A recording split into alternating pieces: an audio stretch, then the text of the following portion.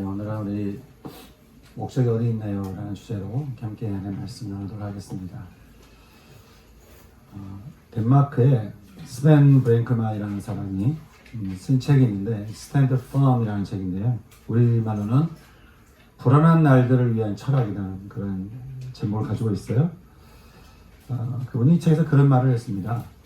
지금 우리 시대가 이렇게 인간성을 이렇게 잃어가고 있는 것은 우리가 이전 시대보다 더 이렇게 가속화된 시대에 우리가 살고 있기 때문이라고 말하는 거죠.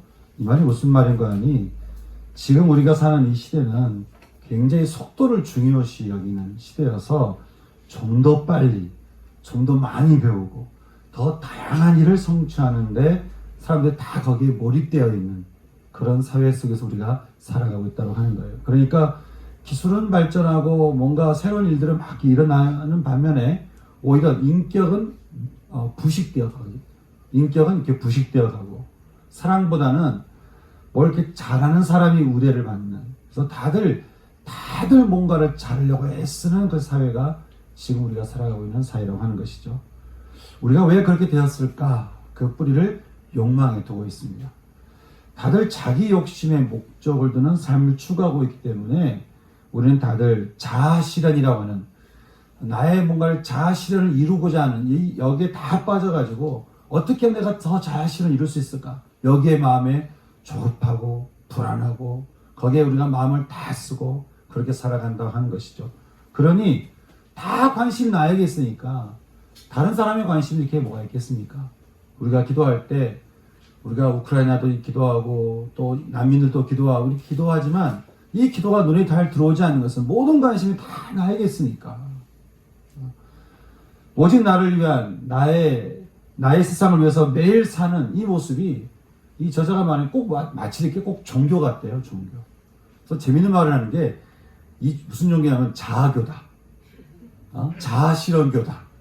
그렇게 이야기를 하는 거예요. 자아교, 자아실현교. 여러분 혹시 여러분들 이 종교에 빠져 있지는 않으십니까? 사도 바울이 오늘 우리가 읽은 데살로니가 말씀에서도 비슷하게 말씀하고 있어요. 주의 날이 이르기 전에 나타난 일들이 있다고 하는 것이죠. 여기서 주의 날이라고 하는 것은 세상에서는 마지막 세대고 또 우리에게는 완전히 소망찬 하나님의 나라를 말하는 것이죠. 이 날이 임하기 전에 이 땅에서 일어나는 일이 있대요. 어떤 일일까? 먼저는 배교하는 일이 일어날 것이다. 그렇게 말씀하고 있는 것입니다. 예수를 믿는다고 말을 하면서 세상 유혹에 넘어가서는 예수를 떠나는 일들이 계속 일어난다는 거예요. 실제로 참 주변에서 보게 되면 예수를 옛날에 잘 믿었는데 어느 순간 떠나서 지금은 교회 다니지 않고 마치 예수가 없는 처럼 살아가는 사람들이 참 많은 것 같은 거죠. 이런 일들이 이 주의 날이 이르기 전에 계속해서 일어난다는 거예요. 하나님은 우리를 떠나시지 않는데 문제는 우리가 하나님을 떠나는 거예요. 그래서 참 보게 되면 신앙이라고 하는 것은 믿음이라고 하는 것은 참 끝까지 가는 것이 참 중요한 것 같습니다. 우리가 지금 잘 믿고 있다고 해서 안심할 게 아니라 끝까지 믿음 잃어버리지 않도록 사는 것이 중요한 것이죠. 근데 주의 날이 이르게 되면은 세상이 마음에게 넘어가서 먼저는 배교하는 일이 있고 그리고 불법의 사람, 곧 멸망의 아들이 나타나 스스로 신이 되어서 자기가 숭배를 받으면서 자기를 높여 하나님의 성전에 앉아 스스로를 하나님이라고 부르는 그런 일들이 일어나게 된다고 하는 것이죠. 하나님을 믿는 믿음에서 이렇게 시선을 돌리고 보니까 이제는 하나님의 권위를 인정하지 않게 되고 그리고 불법의 사람, 멸망의 아들이 되어서 스스로를 신이라고 부르게 되더니 자기를 믿고 자기를 의지하는 오직 나를 믿고 오직 나를 따르며 나를 숭배하게 되는 그래서 사람들에게 자꾸 나를 숭배하게 만드는 그게 자기 자신을 마치 하나님처럼 여기며 하나님이라고 선언하는 일들이 일어나게 된다는 거예요.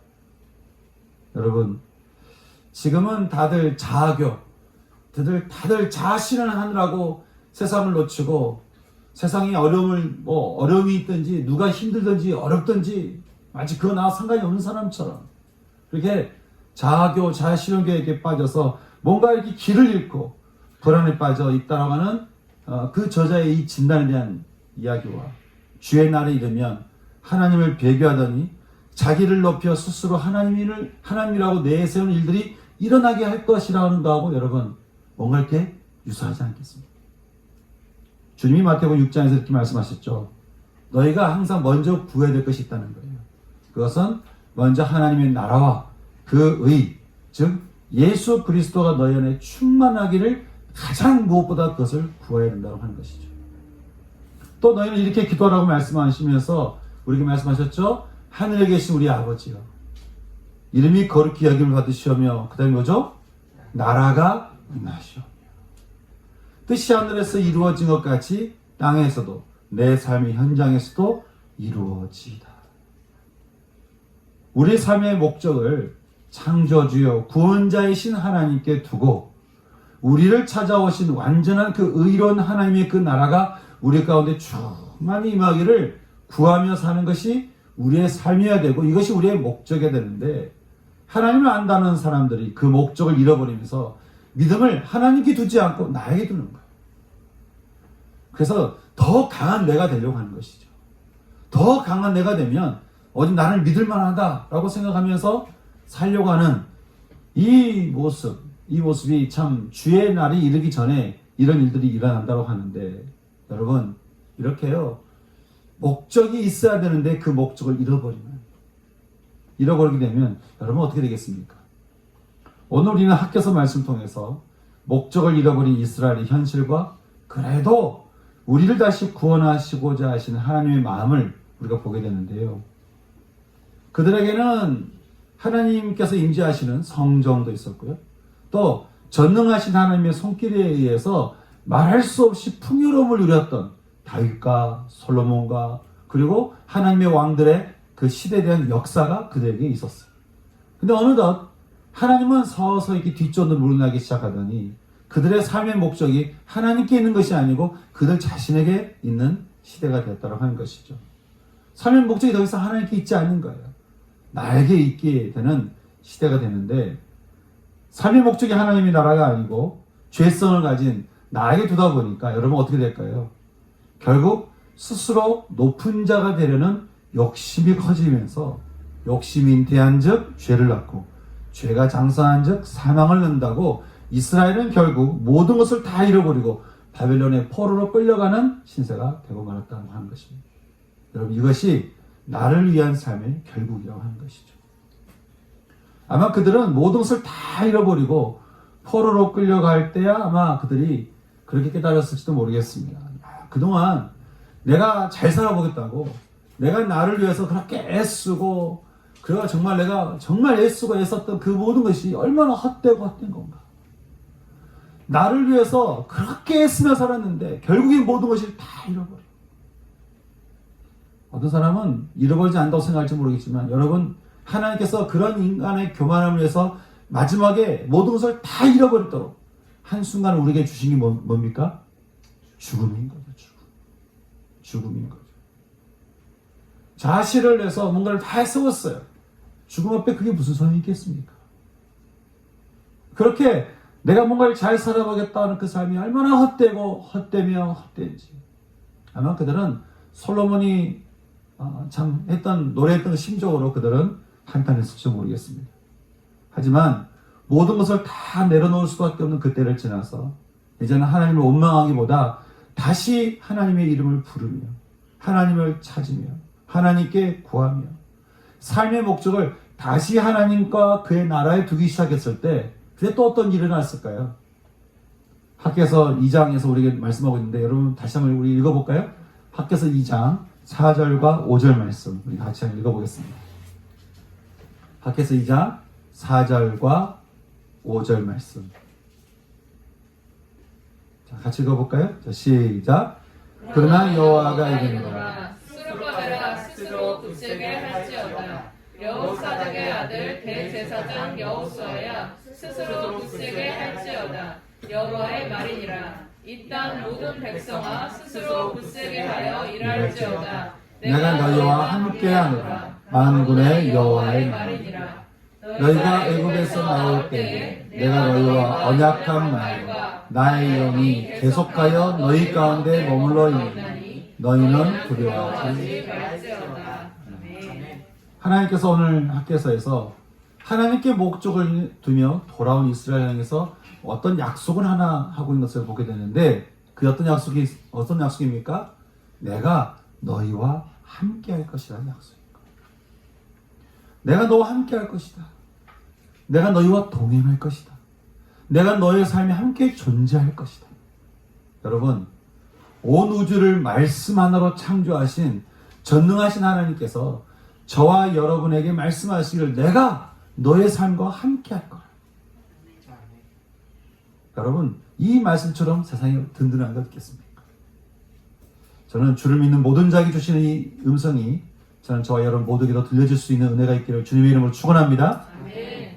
우리가 함께 하시는 이 말씀, 어떤 사람은 이게 너무 상투적인 거 아니냐라고 할지 모르겠지만 여러분, 하나님 말씀은 언제나 신실하시고 분명하며 실제라고 하는 것을 기억할 필요가 있습니다. 하나님은 너와 함께 할 것이다 라고 말씀하시면 분명히 함께 하는 것이죠. 우주를 경영하시는 온 세상의 주인 되신 하나님께서 내 삶에 개입하셔서 나와 함께 하신다. 이것이 하나님의 약속의 말씀인데 학계 선지자는 하나님은 어떻게 그들에게 이 실자가 되는지에 대해서 오늘 우리가 읽은 말씀 통해서 말씀하고 있는데 이렇게 이야기하고 있죠. 먼저는 다리오 왕 제2년 여섯째 달 24일이다. 먼저 이렇게 말씀하고 있습니다. 이때가 언제냐 하면은 하나님께서는 이스라엘 백성들을 포로로 돌아오게 하면서 성전부터 회복하게 하셨는데 이 성전이 세워지면 하나님의 나라가 임하고 하나님의 나라가 임하면 다시 그 예전 다윗의 나라가 세워질 것을 두려워하던 이 주변 민족들에 의해서 성전 공사가 멈춰지고 있었던 그때였습니다. 세상의 힘과 두려움은 하나님의 일도 멈추게 할 수 있는 것처럼 보이지만 여러분, 우리 하나님 전능한 분이시죠. 그 전능자 하나님께서는 이제 두 번째 페르시아 황제 다리오가 왕이 된 지 2년 여섯째 달 1일 다시 성전 회복을 명하시거든요. 이제 다리오가 또 왕이 된 지 2년 여섯째 달 24일 여호와의 영광 임하실 것을 말씀하신 주님이 이제 다리오 왕이 된 지 2년 일곱째 달 21일에 하나님이 주인 되시고 하나님 나라의 목적을 두고 사는 이스라엘 위해서 당시 유대인 총독 스룹바벨과 여호사닥의 아들이자 대제사장 여호수아에게 두 가지 고민을 말씀하고 있는데 어떤 고민이었을까요? 이것은 하나님을 아는 것을 그치지 않고 하나님을 영접하며 그 나라의 삶의 목적을 두고 살아야 되는 우리에게도 하시는 말씀인데 두 가지 고민을 이랬습니다. 첫째는 먼저는 너희 스스로 굳세게 하라고 하는 거예요. 너희 스스로 굳세게 하라. 이 말은요, 내가 너에게 한 말과 언약과 약속의 말씀을 굳세게 붙들라는 거예요. 너를 믿으라 그런 게 아니고 내가 너에게 했던 말들과 내가 너에게 했던 약속과 내가 너에게 베풀었던 그 모든 은혜와 그리고 내가 주었던 그 언약들을 붙들라고 하는 것이죠. 그리고 나의 뜻에 순종하라. 그렇게 말씀하는 것입니다. 내가 너에게 했던 말들을 붙들어라. 여러분, 하나님께서 성경을 통해서 우리에게 주신 말씀이 얼마나 많습니까? 여러분 묵상할 때마다 하나님은 매일 묵상을 통해서 우리에게 약속하시죠. 말씀하시죠. 여러분 그거 들을 때마다 어떻게 생각하십니까? 세상 일반 사람들이 말하는 것처럼 생각하고 있는 건 아닌지 여러분 전능하신 하나님께서 우리에게 주시는 말씀 하나하나는 그냥 하는 말이 아니고 우리에게 분명히 주시는 약속의 말씀이고 변하지 않는 말씀이잖아요. 그 말씀을 너희가 어떻게 해요? 굳세게 붙들고 있으라는 거예요. 지금 내 삶이 뭔가 당장은 회복되지 않은 것 같고 주변에 위협도 많고 일이 이루어지지 않을 것 같지만 너희는 세상을 바라보며 절망하지 말고 어떻게 해요? 너희를 향한 나의 뜻을 붙들고 순종하라고 하는 것이죠. 그러면 어떻게 된다고 말합니까?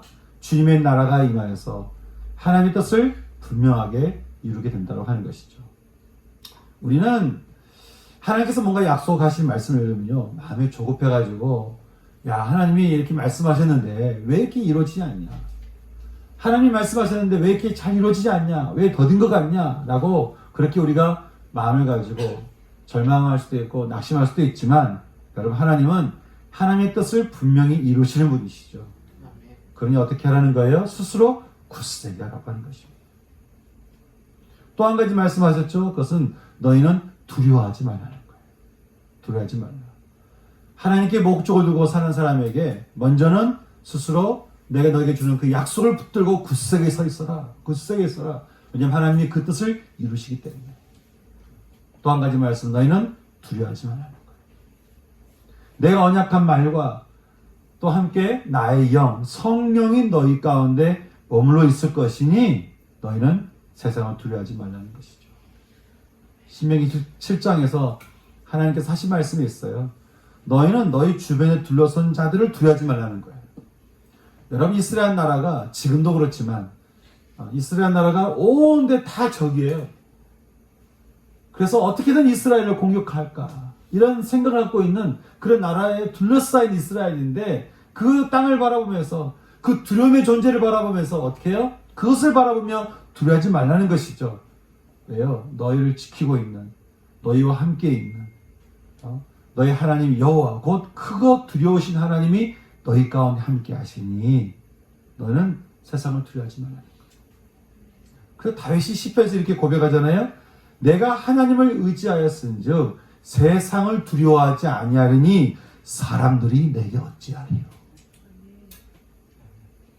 세상은, 사람들은 두려움의 대상이 아니라고 하는 것입니다.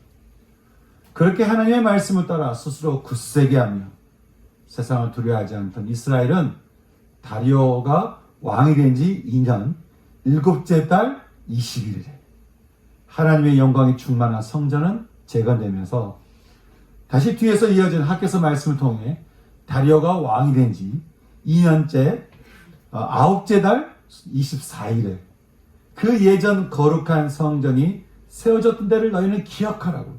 그러면 내가 그 성전을 통해 다시 너에게 복을 줄 것이요 내가 너를 세울 것이니 왜요? 너는 나의 택한 받은 백성이기 때문이다. 그렇게 말씀하는 것이죠. 그렇게 끊임없이 말씀을 통해 하나님께 목적을 둔 이스라엘 백성들을 격려하시면서 살도록 인도하신 하나님께서는 이 하나님 말씀을 따라 살게 된 이스라엘 백성들이 이제 16년이나 중단되었던 성전을 다시 재건하고는 이제 어떻게 됩니까?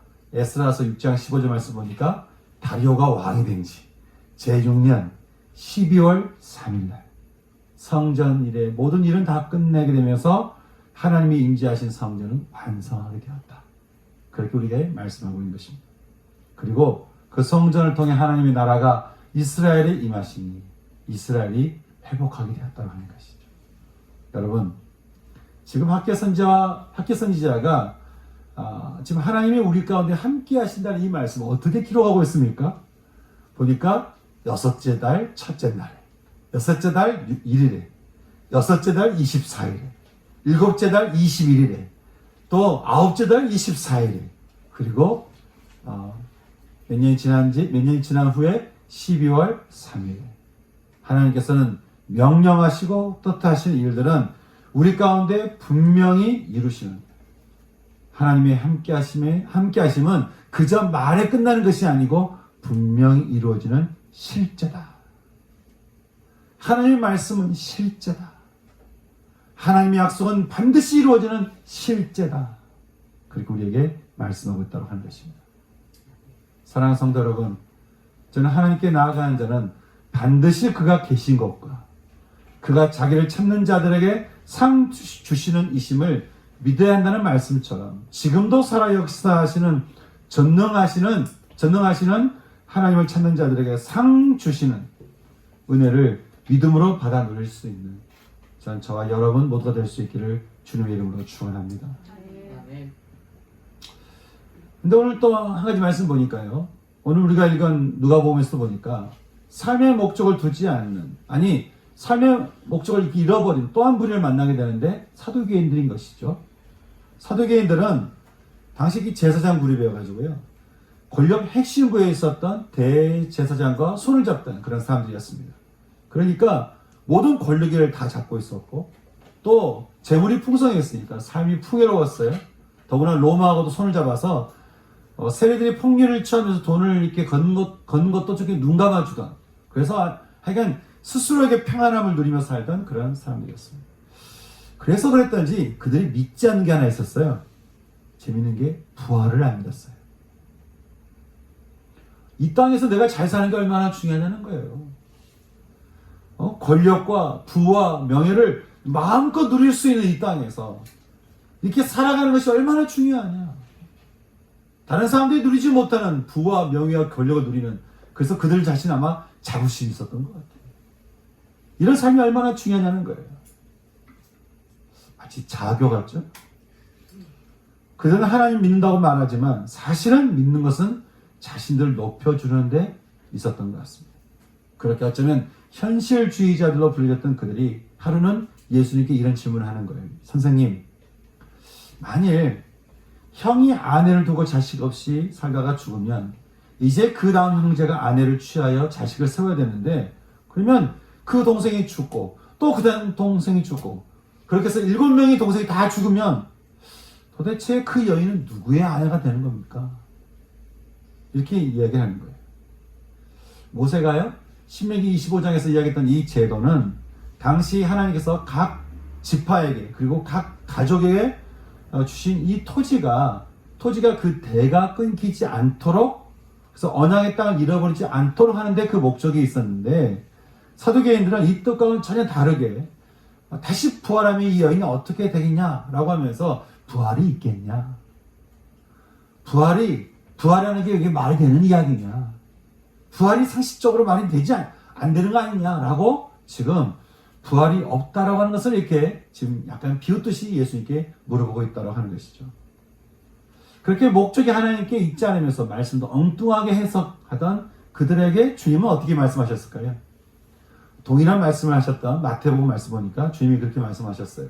너희가 성경도 모르고 하나님도 모르기 때문에 너희가 참 오해하는구나. 그렇게 많이 알고 있다라고 말하는 제사장의 후예라고 말하던 사두개인들이었어요.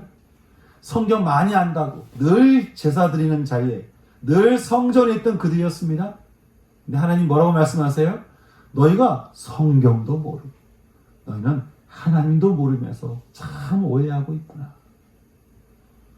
먼저 너희가 오해하고 있는 첫째, 사람이 죽으면 그 죽은 이후에 부활하게 되면 다시는 장가가고 시집가는 일이 없다는 거예요. 여러분, 하나님께서 왜 우리에게 가족의 제도를 주셨을까요? 삼위일체 하나님께서 그 형상을 따라 창조된 아담이 홀로 있는 게 좋지 않은 거죠. 그래서 아담의 갈비뼈를 빼서 여자를 만드시고는 서로 연합함으로 하나님의 형상을 가지게 하신 것이죠. 그러니 죽은 다음 우리가 이제 요한복음 5장 말씀처럼 의인은 생명으로 부활하고 또 죄인은 심판으로 부활하게 되니 우리는 다 부활하는 존재가 되어서 이제는 삼위의 하나님의 통치 아래 우리가 다 놓이게 되었으니 거기서 우리가 다시 시집가고 장가가는 일이 필요 없는 세상을 우리가 맞이하게 된다는 거예요. 아니, 오히려 우리는 천사와 같은 영적인 존재가 되어서 의인은 하나님의 자녀가 되니 모세가 말한 것처럼요, 하나님은 이미 죽었지만 아브라함과도 교제하시고 또 이미 죽었지만 이삭과도 교제하시고 또 야곱과도 교제하고 계시는 하나님은 살아계시는 하나님이라고 하는 것이죠. 그러니 하나님은 죽은 자의 하나님이 아니요 모든 산 자의 하나님이라고. 우리는 죽은 자라고 생각할지 모르겠지만, 우리는 죽어서 끝났다고 말할지 모르겠지만 하나님께서 보시기에는 모든 자는 다 산 자라는 거예요. 모든 이들은 다 부활하게 된다는 것이죠. 어떤 이들이 죽으면 끝이라고 생각하는데 죽은 다음에도 부활한다는 사실을 기억해야 됩니다. 우리는 어떻게든 다 삽니다. 어떻게든 우리는 다 부활합니다. 그러니 하나님 앞에 우리는 어떤 존재예요? 모든 산자의 하나님이라고 하는 것이죠. 그러니 부활이 없다라고 이야기하는 믿었던 이 사도계인들에게 하나님은 모든 산자의 하나님이라고 말씀하시는 이 말씀 앞에 사도계인들이 얼마나 당황했을까. 그들이 오로지 자기 자신을 위해서 꿈꾸며 자신이 세워진 것을 소망하며 그렇게 부와 명예와 권력을 가지려고 했던 그들의 삶이 결국에는 죽은 다음에 다 사라진 다음에 산자의 하나님 앞에 서게 될 자신들이라고 생각하게 되니까 얼마나 그들이 당황했을까. 사랑하는 성도 여러분, 우리 하나님은 영원히 모든 산자의 하나님이신 줄 여러분 믿으시기 바랍니다. 그러니 여러분, 우리의 삶의 목적이 어디에 있어야 되겠습니까? 바울이 로마서 14장에서 이렇게 말합니다. 믿는 우리 중에는요, 누구든지 자기를 위하여 사는 자가 없고 자기를 위하여 죽는 자도 없도다. 그러니 우리가 살아도 주를 위하여 살고 죽어도 주를 위하여 죽나니 그러므로 사나 죽으나 우리는 주의 것이라는 것. 내가 사는 것, 죽는 것, 이 모든 것의 목적은 나를 창조하신 내 삶의 계획을 가지신 하나님의 뜻에 있으니 내가 살아도 주를 위하여 살고 죽어도 주를 위하여 죽는 것이 내 삶의 목적이라고 하는 것이죠. 내 인생의 목적이 하나님과 그 나라에 있다라고, 그 뜻에 있다라고 하는데, 시편 기자가 말한 대로 요한은 자기에게 간구하는 모든 자, 곧 진실하게 간구하는 모든 자에게 가까이 하시며 자기를 경외하는 자들의 소원을 이루시며 그들의 부르짖음을 들으사 구원하신다고. 사랑하는 성도 여러분, 여러분은 사도행전인들처럼 현실에 안주하면서 부활의 은혜를 잃어버리고 목적을 잃고서 세상의 포로가 되어버린 이스라엘 백성처럼 살 게 아니라 분명 지금도 살아계시며 지금 이 말씀을 나누는 저와 또 듣는 여러분, 우리 이 사이에도 지금 하나님은 살아계시며 우리의 기도를 들으시고 우리의 속사람을 보시며, 그래서 우리를 택하시고 부르시면서 우리를 보호하시겠다라고, 우리를 구원하시겠다라고 하는 이 하나님께 우리의 삶의 목적을 두고 살아가는 삶, 여러분, 이것이 우리의 삶이 되지 않겠냐고 하는 것이죠. 여러분, 하나님께 목적을 두고 살아가는 삶처럼 가치 있는 삶이 어디 있겠습니까? 저도 그렇지만 우리 성도님들이 언제나 하나님께 목적을 두며 살아가고, 또 그래서 주님께서 말씀하신 것처럼 그 목적을 위해서 어떻게 해요? 내가 너에게 했던 모든 약속과 언약을 굳게 붙들고 세상을 두려워하지 말고 어떻게 해요? 나를 바라보며 나를 믿으며 내 안에 거하여서 나의 보호 안에 너희가 살라. 왜요? 내가 너희와 함께 할 것이다. 이 말씀을 붙들고 여러분 삶을 하나님께 목적을 두고 여러분 살 것인지 여러분 어떻게 하시겠습니까? 여러분 어디에 여러분의 삶에 목적을 두고 여러분 살아가시겠습니까? 저는 정말 저와 여러분의 모든 그 삶의 그 목적, 혹시 여러분 자신에게 혹시 빗가온다면, 또 다른 곳에 혹시 여러분 삶의 목적을 둔 것이 있다면 여러분 모든 마음을 다 거둬서, 여러분 모든 마음을 다 거둬들여서 그 모든 목적을 다시 하나님께 두시고, 또 그 나라가 여러분 가운데 임하기를 두시고 하나님의 나라에 여러분 모든 삶에 목적을 두며 살아갈 수 있는 전 저와 여러분의 삶이 될 수 있기를 소망하는 것입니다. 저는 이것을 두고 기도하며 정말 여기에 우리의 목적을 두고 살아가는 우리가 될 수 있기를 소망하는 것입니다. 이것을 두고 우리가 함께 참 찬양하며 기도하고 싶은데요. 그러니까 우리 드렸던 찬양, 그 사랑 얼마나 찬양이 있어요. 우리와 함께하길 원하시는 그 주님의 그 마음 함께 우리가 찬양 드리면서 우리가 그 마음을 따라서 여러분도 여러분 마음을 하나님께 두시면서 모든 마음이 하나님께 다 돌이킬 수 있는 그런 애가 저는 이 시간에 있었으면 좋겠습니다. 함께 드렸던 찬양 다시 한번 같이 찬양드릴까요? 찬양하겠습니다.